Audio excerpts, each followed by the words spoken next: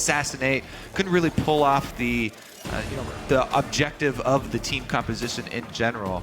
See how they start out this time around. Alistar, no stranger to the ban list there. Yeah, sure. He's the kind of widely considered the best support in the game right now. Ryze similarly considered a very great top lane. The Vladimir ban away for most likely Seraph as well. So a lot of typical things going on. And I do want to keep seeing how these teams evolve their various styles. I know when Incarnation came in, he was talking about the fact that he wanted to be a big playmaker, this sort of assassin-y type player. And he started doing it a little bit. Kind of, right? But like all he's played still is Varus, Azir, VIktor, and Kog'Maw. The default mid to long range team fight mages, when this is a guy known for like making the big like Fizz and Zed type of plays. And I mean, it's the style they clearly want from Incarnation, and maybe he's getting good at it, but it's just interesting to see him having to adapt his style. The Gragas ban into the first pick, Rek'Sai going to be the grab here for Cloud9. It looks like they've pinched the jungle. All right, so they've been able to edge out, get one of the top-tier junglers. There's still a lot of viable junglers. So yeah. Even though Rek'Sai and Gragas kind of king and queen of the jungle right now, it's not a very long drop to the next tier of junglers. And even with that, Kez is known for his Evelynn play, someone we've seen plenty of teams happy to pick up as well. And just like that, Sivir comes through, Gnar comes through, the Kalista ban's there, so there's not even a good lane matchup against Sivir anymore. And yeah, I have to see how the rest of these picks come through, because it looks like TDK are getting plenty of good things themselves, but Meteos on Rek'Sai could definitely have an impact. Yep, definitely a good start for TDK so far in the picks ban. Seraph as well on another champion that he can have a really high impact on. If Gnar can get an early lead in the lane, even if it is Rumble, Balls, oh never mind, it's banned, so no Rumble for Balls. Yeah.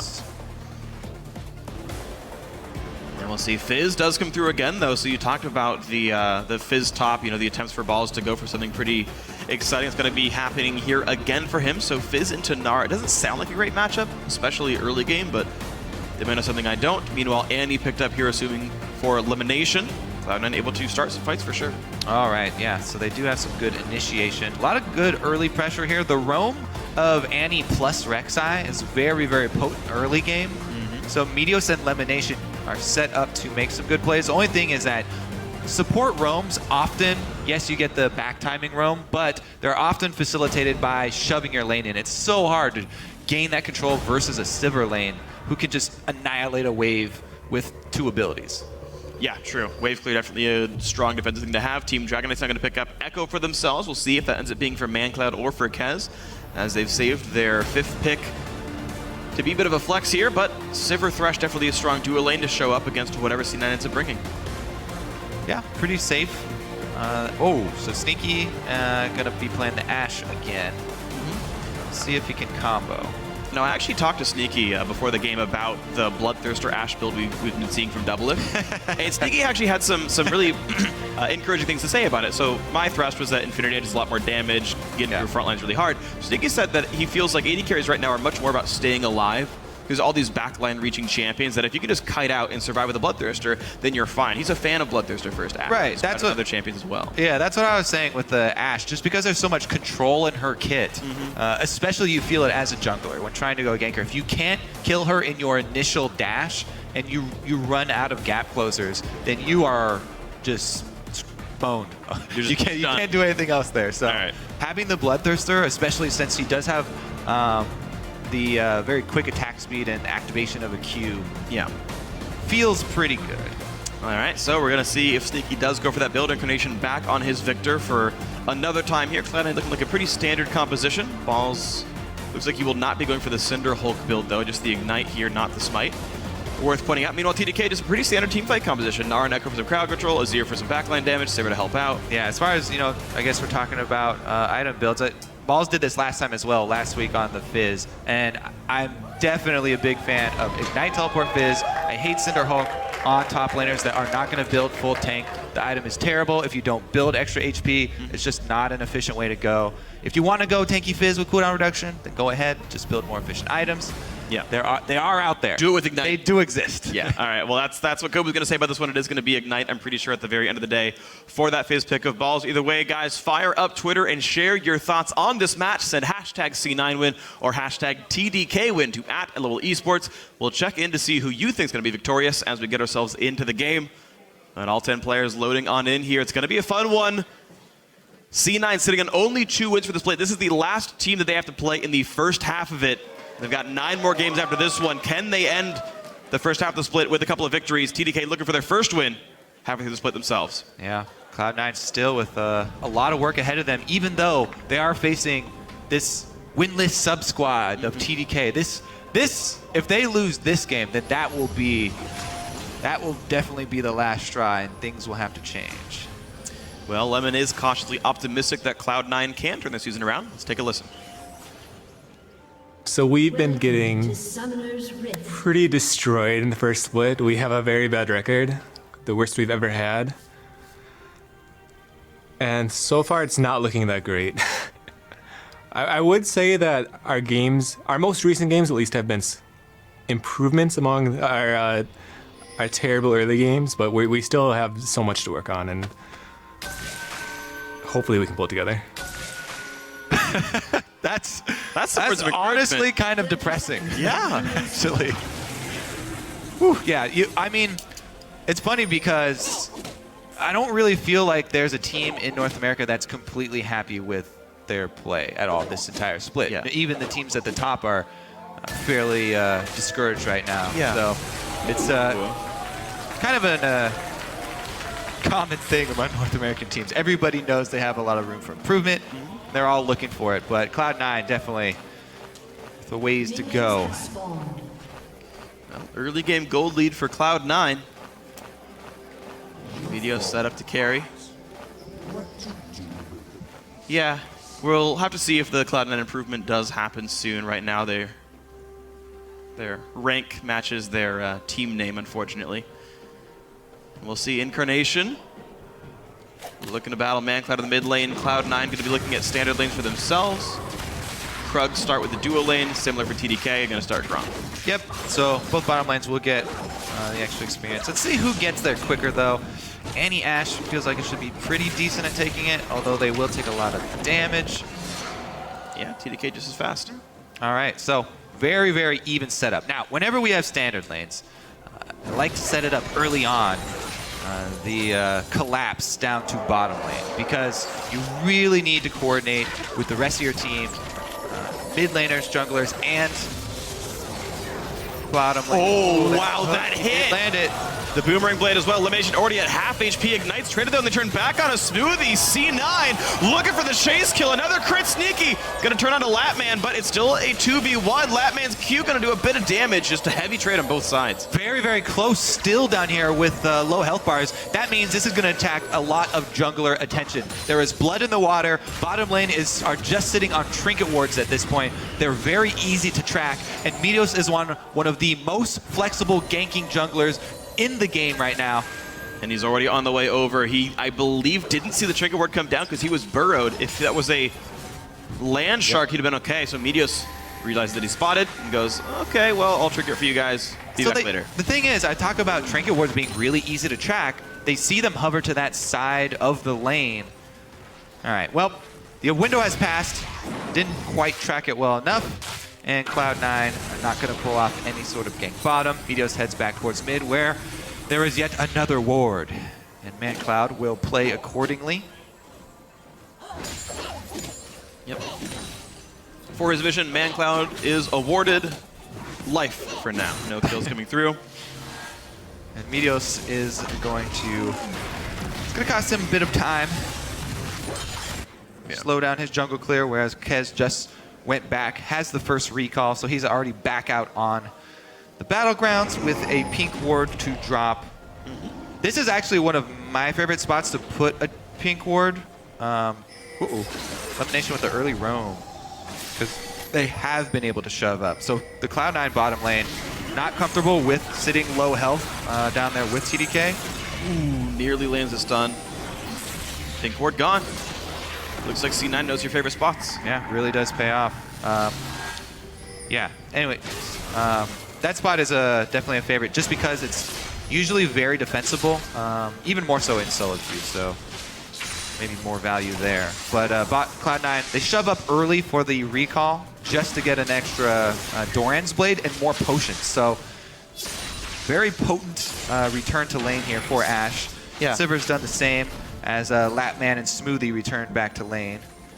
It was definitely a nice play by Lemon and Meteos, though. They had kind of coincided the recall and the buying couple of wards. They went together to sweep and get rid of the pink, put the new green ward down. They were able to track Tez pretty reasonably. Just a nice little coordinated play. You're definitely seeing these glimmers of what the old Cloud9 was like. Oh my god, that was close. Might have been killed for it.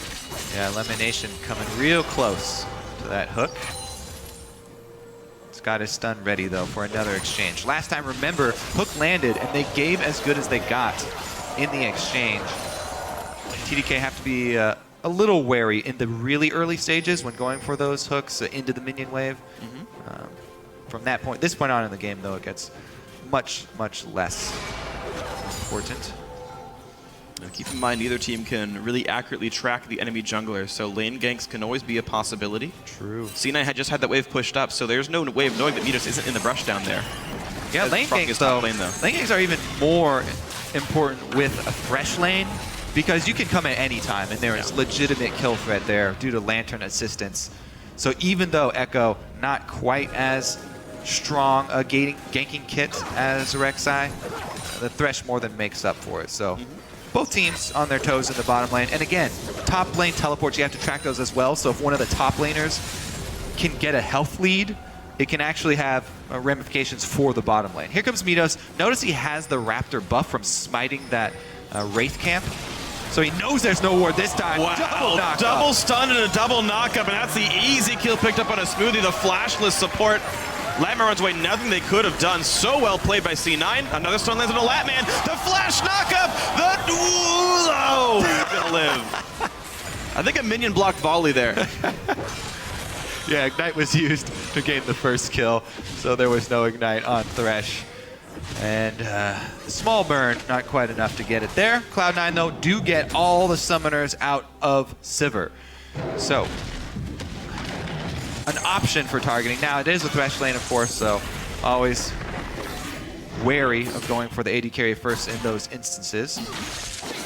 But no flashes for the AD carry, nonetheless. And Stinky's flash will be coming back up. Remember, this is also an Ashe lane, so no summoners on your AD is a pretty big thing. That flash from Lemon, there's no time. They chain the CC perfectly. Get the full duration there, and Smoothie cannot react. Right here. It's a bit greedy there. Yeah. Okay, so I guess there isn't even a red buff on Meteos for any sort of burn. This minion right there blocks the volley. Oh! The Ashe rework made him not die. I feel like that one might have been blocked anyways before the rework. But there's an arrow side by side. It right? was right in front. Okay. Yeah, because it doesn't block more than one arrow until 5.09 or whatever. Either way, great start for Cloud9. 800 gold lead for the team, first blood and more. Mid laner is farming quite nicely. Incarnation warming up more and more over time throughout the split. The nerfs seem to be going away. He's laning well. Yeah, and Meteos with way more early attempts at ganking than we've seen from him in the past few games. Now, he is on a different champion, of course, Rek'Sai, but there have been games from Meteos, and especially Santorin, where Rek'Sai just hard farms and doesn't go for as many early attempts as this. I think it does have to do with the early aggression that was shown in bottom lane and their willingness to trade.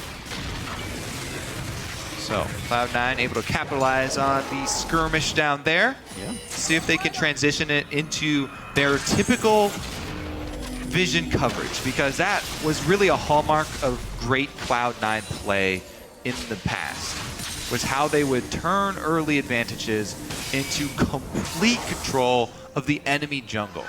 And again, it would be that Meteos combo with LemonNation, as we saw early, going for the duo of jungle invades to get down some vision.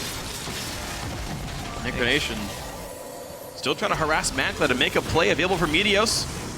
Mancloud did not need a flash there, actually. There was no way of Meteos catching up to him, but Summoner Spell burned, and Meteos continues to have such great impact in this early game here, while still maintaining a minion farm lead over the opposing Ekko. Yeah, Mancloud there just itching trigger finger, very scared of the Rek'Sai attempt at a gank, even though it should have been communicated from the bottom lane that the flash was burned. Oh, wow. Whoa. They took the arrow 3 times. Very good evasive maneuvers from TDK here. to avoid the repeat gank from Meteos. Does cost them their ultimate, but And it costs his flash. glad to trade those. Yeah. So Thresh flash down as well now. But again, the Mancloud flash being down due to maybe not communicated after the Rek'Sai flash. It's one of those situations actually where, you know, you die bottom lane and you just start listing all the things that were used to kill you. Yep. And you can't keep track of them all. Team's like, come on. Both flashes, both ults, health potion down. Yeah, you're just like, hey, they use all these things to kill me, and the team's like. And then he flashes your mid lane and you're like, yeah, thanks.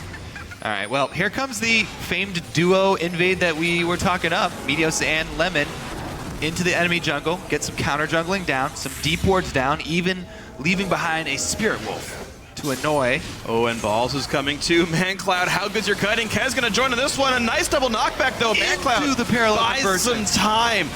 Incarnation does cut away. They get the kill onto Ekko. Everyone else is seen unable to retreat, but now Balls a little overextended.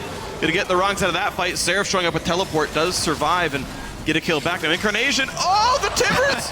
Blocks the hook, and Lattman's on the wrong side of this fight. He goes away for no reason.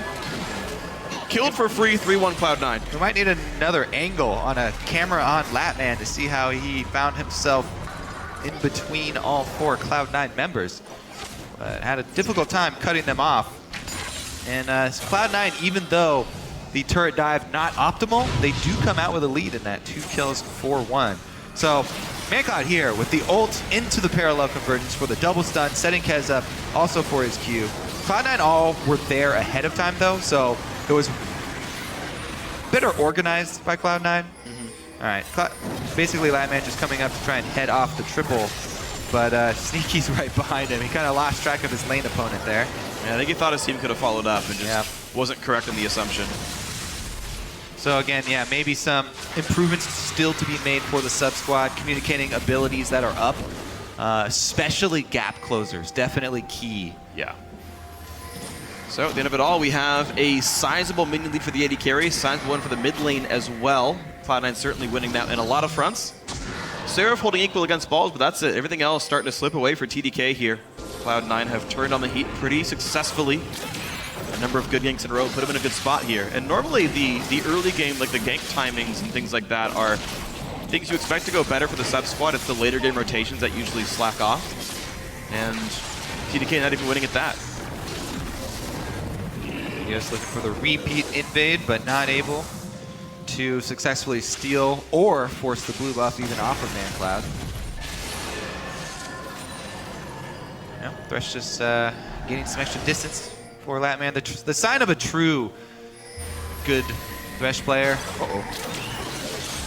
Is waiting for your AD carry after they go to Fountain, so they get the extra half a screen. Half the time when I walk the lane. Oh yeah, I mean, I'm always so happy when a Thresh does that for me. I usually forget when I have to play support. I just feel bad. Half the time when I walk back to lane though, I'm like looking at the lane itself, and like I walk past a lantern, and like gets pinged at me, and I like turn around, like an idiot. Either way though, Cloud9 certainly playing a pretty strong game, up about 2,000 gold. The first dragon goes to them as well. Meteos saves his smite, knowing he doesn't need it. Yeah. I mean, it's a great job by Cloud9 capitalizing on their early foothold in the bottom lane. They gain the lead down there by the early jungle attention, then they focus all the skirmishes around that side of the map and around their deep wards that they got really early on into that side of the jungle. So they're able to grab the first dragon, reap the rewards. Oh man, speaking of grabbing someone though, a nice jump over the wall for Mancloud to set up the kill with Kez, knocks down Incarnation. In comes Balls, turning back around. Kez flashes, ults away as well. The Shark is gonna hit him. Fizz comes up. Azir to help the slows are there. Meteos joining in, and Balls will get the kill. A 1-4 at the end of it all. Well played by Balls to hold on to the ultimate after all of the jukes from Ekko. He does have quite a few in the kit, and that was a solid play. Even though the teleport unable to save Incarnation, Balls is able to pick up the return kill at least, and sort of pay for all the minions he lost to the turret and the damage that Seraph got on the turret. Definitely impressive stuff by Balls. Of course, Seraph getting some damage might mean the top lane could go down soon-ish. Plus, it means that now when Seraph's teleport comes back off cooldown, he'll actually be in the position to make a play. And we'll have to see if the play there is bigger than just a single kill. That's true. Yeah, we've seen mismatch teleports a couple of times here. Right now, Seraph's TP comes up in 2 seconds. Probably getting pushed in pretty heavily. Sneaky Zergreaves and a BF sword. Definitely doing plenty of damage here.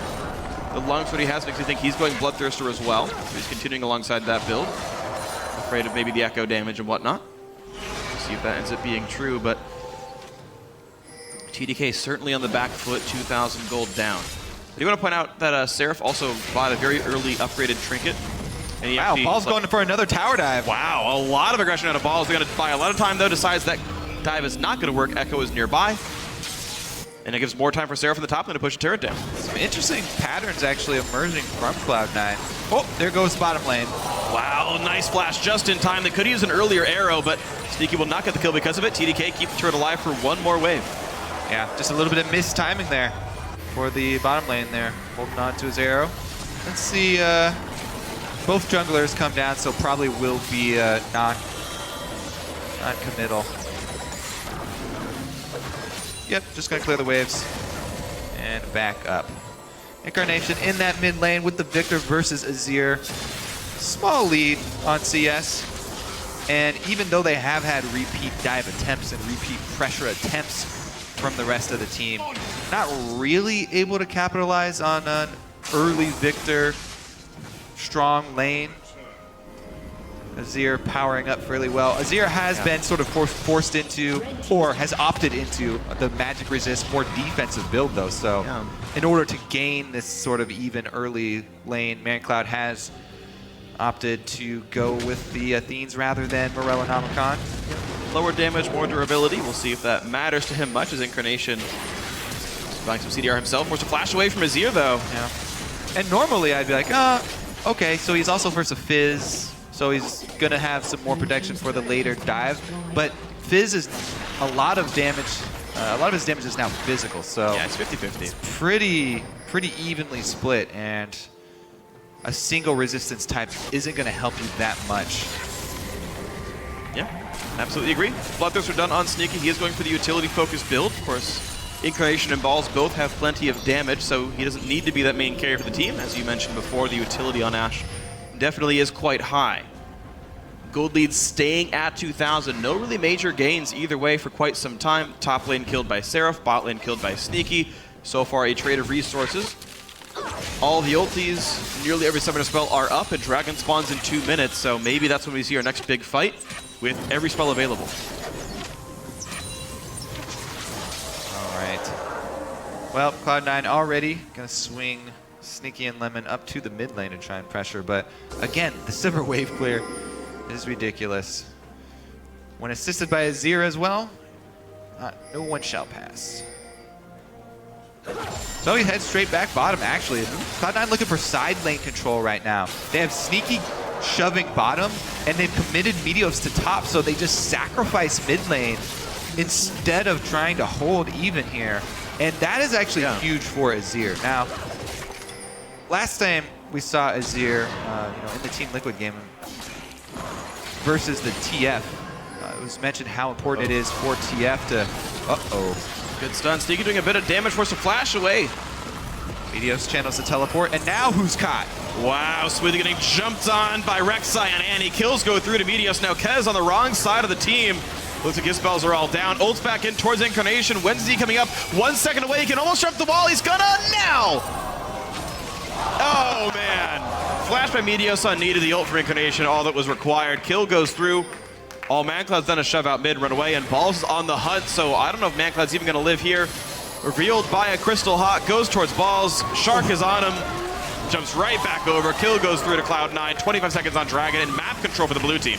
All right, Cloud9 turn around the aggression from TDK, and they will take back the mid lane advantage here.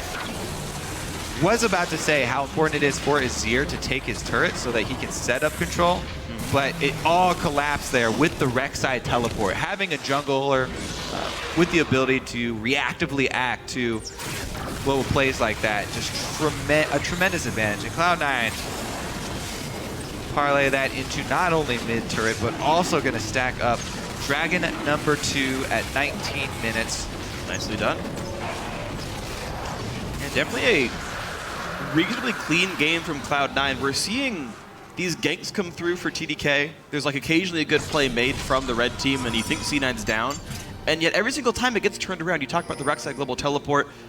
We saw the Balls TP earlier when Incarnation got killed, but he managed to knock down Mancloud anyway. Like these kind of things, or I think he killed Kez, but these kind of things keep happening. Cloud9 very good at reacting to what are normally very scary situations, yet making the best of them.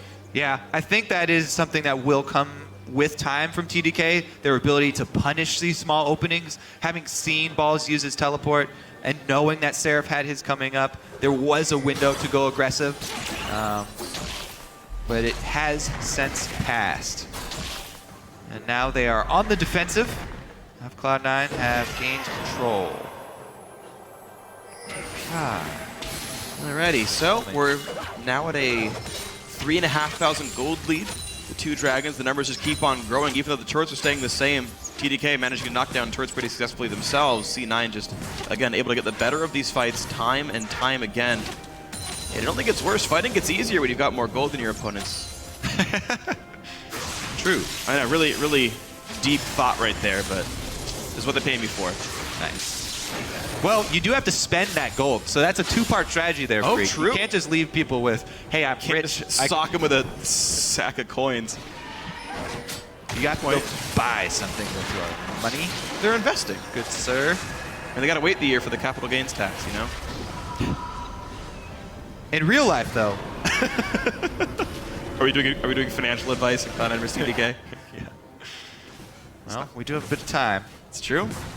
All right, well, let's see, because Cloud9, they've actually had a little bit of lapse in pressure. They have been able to shift all their vision over to the Baron's side, though. So Taken Dragon now switching most of their wards up into the red buff side jungle around that Baron pit to start some baits and pressure the last outer turret that remains standing. Yeah. This should be easy gold to pick up off the map as they're able to force TDK off. Ooh, good flash by Lattman. Gets away from the Balls Q, but of course Fizz still on the chase. Trinity Force there, ease forward. Spell Shield's not going to do a single thing. And Lattman gets solo killed before the Seraph TP even comes in. Balls flashes, sorry, jumps away. Boomerang means nothing. And there, Wadakiro bet on the Prehistoric. That was a high quality walk away burn from Balls, as he was able to gain distance away from the teleport from Seraph. Another ineffective teleport there. Yeah. So pretty much Cloud9 with all of the cards right now. They're able to make a cross-map play. Not only do they have the jungler global, but they also have top laner pressure because Balls still has his teleport. See what they can do with it, though. I feel like Balls at this point has gotten to the point where he can really put some threat on towards Seraph. He's a level ahead. And with his 3 kills, I mean, he's got, look at his gold lead. Individually, he's up, okay, only 300. I guess there's not a sizable, like, gigantic individual lead, but Balls certainly has pressure. Yeah, I think just with how many tools Cloud9 have, they've got the double teleports and they have an Ashe arrow. That's a recipe for picking somebody out because you have pressure on one of the offsides of the map, and then all you have to do is pull the trigger with that Ashe arrow. That should be a pretty much guaranteed engage unless TDK just cede the entire map to you and hover on their turrets. So either way, you're going to gain something. Yeah. Cloud9 right now looking like they want to gain control over Baron Nashor. They've continued to send their teleport holding Fizz to the bot lane. That is not easily matched by TDK. The rest of the team sitting around this. Seraph with a nice boomerang to check the brush, but C9 have done a good job of controlling the vision the whole way through. Let's see what else we can see. It's Cloud9 playing it very slowly, but TDK giving them that time and giving them that space. Baron hasn't been started, so there's no real deficit here. Incarnation walks mid to clear waves as normal. Easily done here for him, and Mancloud does the same. Back and forth the same holding pattern. Sivir will join to the top lane, clear that away. Kez is the one. It's kind of awkward for TDK because they don't know who they send to answer Balls. Hold on, Smoothie, goodbye. Somehow walked through the obviously warded area of the jungle that Cloud9 was still camping. That seemed really awkward for Smoothie. Yeah, and again, that amount of possibilities that Cloud9 have for picking somebody off. Annie, Ashe, VIktor follow-up. Very, very risky there. No Thresh to have Lantern for anyone else either who wants to play risky. Yeah, you're right. It's a flash or nothing, basically, and Cloud9 feel much more bold. There come the forward wards, clearing pinks away. All that hard work TDK just had. Super catch the brush and the wall on the other side. Wards are gone. C9 have furthered their vision control of this top jungle. Thanks for the pick on Smoothie. The ball split, of course, very helpful as well, as again, Seraph cannot join this top lane, so C9 with a potential 4v3, potential 5v3 action. Here it comes. TP flank comes in, 3 guys only. Actually, no, 4 as Smoothie has respawned, but Mancloud about to get chunked down. Meteos gets the knockup. LemonNation pulling aggro, though. He's nearly going to die to this one. One more turret shot will kill him, but the fight's still going back and forth. Kez does get the trade kill on towards Sneaky. Ball's still in the back line. Goes in for Smoothie. Oh! Gets hooked in, dies, but Ball's still alive. Turret won't knock him down. It's a 3 for 2 so far. Ball's dodges even more damage. Kez got nowhere to go. Gets a shield. Just in time. Minions, minions, minions. He's alive for now. Don't give up, minions. Oh, you lazy. 2 of them turned back. They're done. What are the replacements going to do? Oh, ignite. Playful Trickster to ignite. Balls gets the kill. 13-4 is the scoreline, and Seraph can only sit there in the bot lane and kill a turret. Well, that is going to be some global gold for them. But again, Cloud9 able to take out the entire team almost up under that turret. Not the cleanest, but able to get it done. Dragon's back on the table, so Cloud9 should reset and go try and secure that before extending once again. Let's take another look at this dive. Sneaky uses a point-blank arrow on Mancloud to get both his summoners, and he's burning there. So Meteos flashing on top of him to secure the kill. They actually are left without too many resources for the rest of the cleanup under turret, and they kind of have to risk this one. The hook right before he dies actually gains a pretty big advantage here, but on the same token, it kind of baits Kez back in. He wanted to go finish off Balls. And then he goes for his epic run. By the way, that Trailblazer smite onto the minions to gain a little bit of health are the only reason he got some time. I don't believe, so I know it stuns minions. I don't believe it heals so they hit a jungle kills monster. them, so they can't. Yeah, it stuns them and kills them so they can't kill you, but I believe the heal does not come through at least in a jungle monster. Health didn't really move there. I made the same mistake actually like 2 months ago, and I think Irene corrected me. So What? It kills them and stuns them. So yeah, well, you said gain a bit of health. I thought you were saying it would heal you based on the Trailblazer heal. Maybe I misheard you. We're moving on. Kobe was right, I'm wrong, as usual. TDK, unfortunately, down 4,500 gold here. And Cloud9 continue the holding pattern of, hey, if we prep Baron, we can arrow you guys and kill you afterwards. TDK do what they can to continue some minion control. Sneaky shoves the top lane, clean and safe. But TDK have the inside track on mid. Sneaky's not going to get there in time in case the pushes keep happening. TDK carve a little bit of the map for themselves they can push around with. But still, it feels like their options are rather limited. This time around, though, teleport advantages are swapped. Last time around, Cloud9 used the TP advantage to win a fight by like 2 or 3 kills. TDK have the same opportunity, but it seems like they're not nearly as coordinated to make that kind of play happen. Yeah, as you were talking about, the gold wins wars. They do not have the cash to buy the weapons that they need to win that war. TDK forced to play defensively here. Cloud9 gonna try and bait around Baron. They've got pink wards down on it and draw somebody out into the open from TDK. Flash back up on LemonNation. Those distortion and distortion enchant paying off for him. They are prepped to make another pick, and now we wait until they do, because we've seen from so many teams how hesitant they are to try and press in on the second line of turrets. Cloud9 going to continue in that vein and wait around, bide their time, go for the bait. All right, and they're going to go for that Baron. Yep, indeed. 2 are going to sweep away wards. The rest are going to just knock down on Baron Nashor. Ball's at half HP. That has to be a little bit concerned. Blue Trinket U sees that Baron is being started. Pink ward over the wall. 2,000 health left on that one. Easy pickup right there. Meteos knocks down Baron before TDK can fully react here. LemonNation looking for a hunt means TDK runs away. Went down to safety. And TDK on the hunt for some safety. Baron buff means the siege now.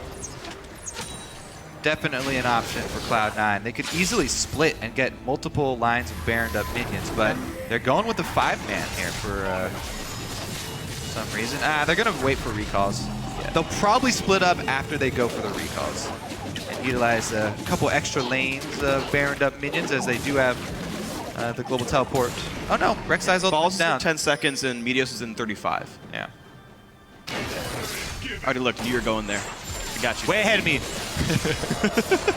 You kept talking. I was like ready for the timers. I was like ticking down. Like when you're ready, Kobe, I got you. Good work. Thanks, man. And Gotta they pick actually up that. send Sneaky, so in the end, All right. it's Ashe split push. Well, the arrow's up right now, so I mean, globals. He can hawk shot into the fight. Ashe has 2 global. Wait, is Ashe champion with 2 globals in the game?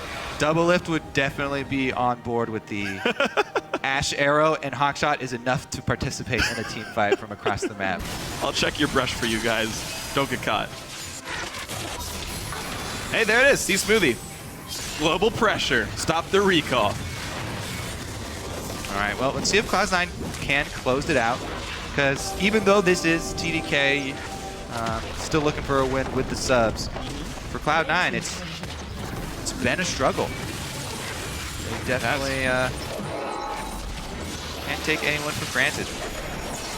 And here's the push in towards the inhibitor turret. Not a lot of split pushing done. Ball sent to the bot lane. The team joins Sneaky at top.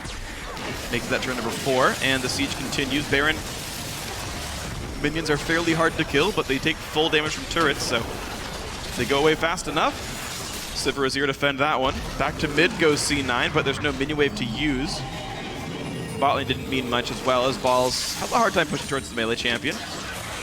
Seraph on Gnar can always be scary. Good one more time. Meteos ults back into the fight after buying a few more items. Looks like C9 are not going to be joining Balls in the bot lane. They will continue the slow and steady siege mid. But the wave comes in. Mancloud goes for the big play out of Sneaky. Naga goes back through, but Ekko to the back line as well means they will knock down the Cloud9 AD carry. A 1-for-0. Ult in from Kez going to push Cloud9 away. Lattman on the chase. Way too greedy. Goes down for his kill. A double kill for Incarnation. Cloud9 turning it back around off the missteps of TDK. Balls tanky enough to make this dive happen, but a decent turnaround back from Seraph is locking up. Meteos had already killed Balls. A 2-for-3 overall, still in C9's favor. Seraph misses the house. Summoner heal used, but finally the auto attack going to kill him off. And now Incarnation plus Meteos versus Seraph plus Kez. It's a 2-versus-2 solo laner plus jungler.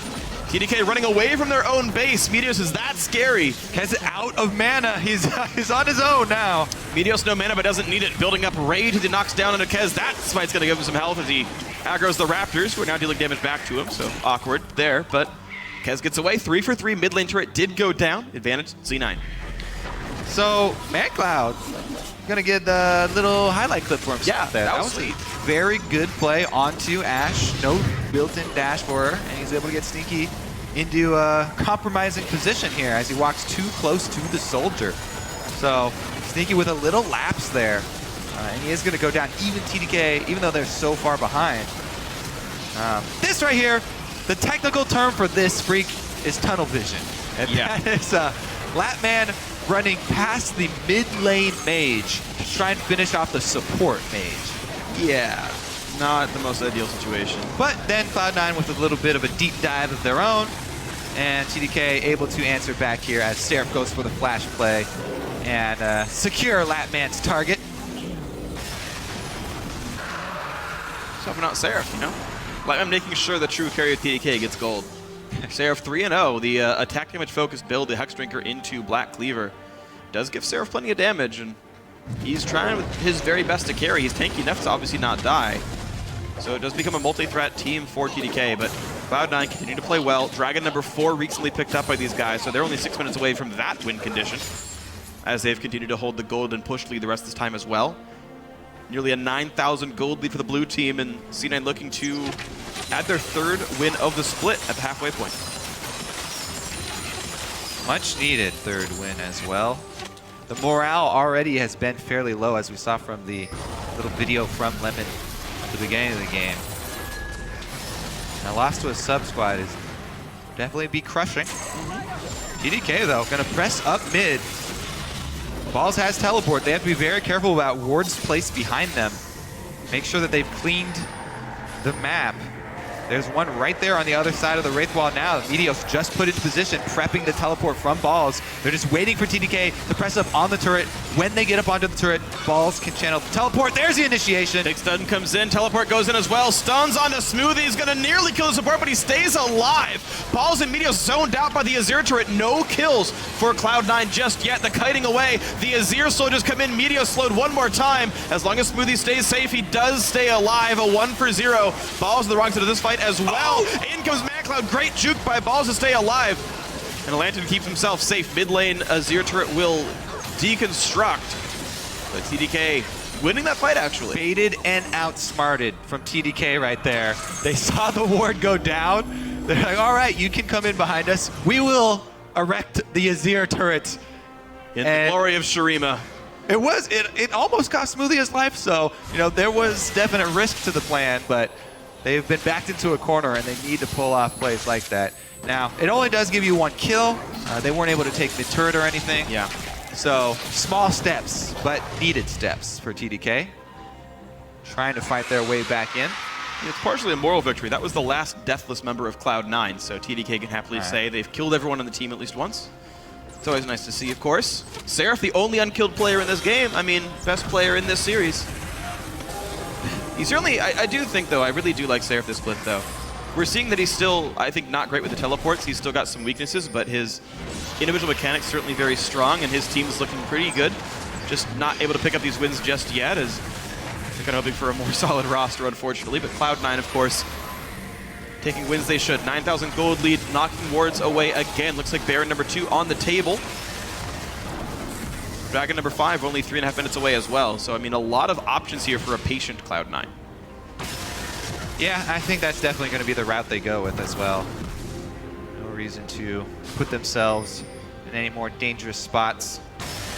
They have control of the map, and they know it. So it's got to be the direction, right? Hey, everyone, Dragon 5's up. Just be smart. Just wait.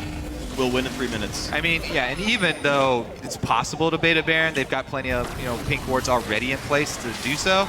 There's no reason to risk Baron damage. Oh, well, maybe if they kill off Mancloud like that. Holy cow, 2 picked up immediately. This is going to be an easy dive for the rest of Cloud9. Mikhail's used onto Lattman, but doesn't even matter. It's the whole team getting routed. Balls doing plenty of damage. Lattman flashing. Balls really wants it. Maybe more than he needs. He'll get him. He'll get him. He'll get him. It's 4 kills picked up. Only Seraph alive, still unkilled in this game.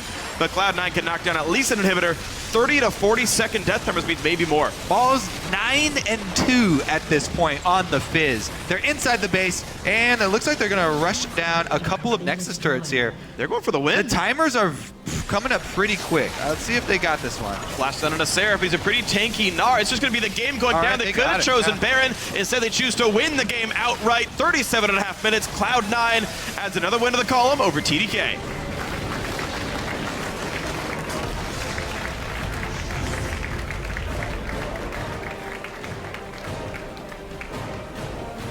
Good secure there for Cloud9, able to find that pick with the Ashe Annie late into the game. Secure themselves a much needed victory. And it was good to see actually in this one where Cloud9's up against TDK that obviously they are a lot of substitutes, but the individual skill of teams like this usually is still fairly high. Right? They're still LCS caliber players, just not a very practiced team. And when you see good individual plays from Cloud9, you know it was up against good individual players. And Incarnation has steadily been getting better this split. 5-1-8 this game on VIktor. Highest damage in the game, highest gold in the game, highest CS in the game, pretty much everything down the line. This was a good game by Incarnation. Balls as well has been having an absolutely horrible split. He'd been losing lane almost every single time. His KDA might be the lowest he's ever had in any LCS split. And you mentioned his scoreline. He went off on Fizz this game, 9-2-3, another really, really strong performance. I know it's against TDK, it's like easy to say those stat lines look good, but yeah, we actually saw good play from the C9 members, something that's been a little bit more scarce this split. And Cloud and crew, at least he did get that one Azir play that he can take home. Yeah. On the LCS stage, down in gold, able to make the perfect combo to get the low mobility AD carry under turret. And that's, I guess, the second Azir LCS big play we've seen today. It's cool that people continue to gain mastery with this champion. I know, like, when the Insect first came around, like, people, like, spammed Lee Sin and tried to get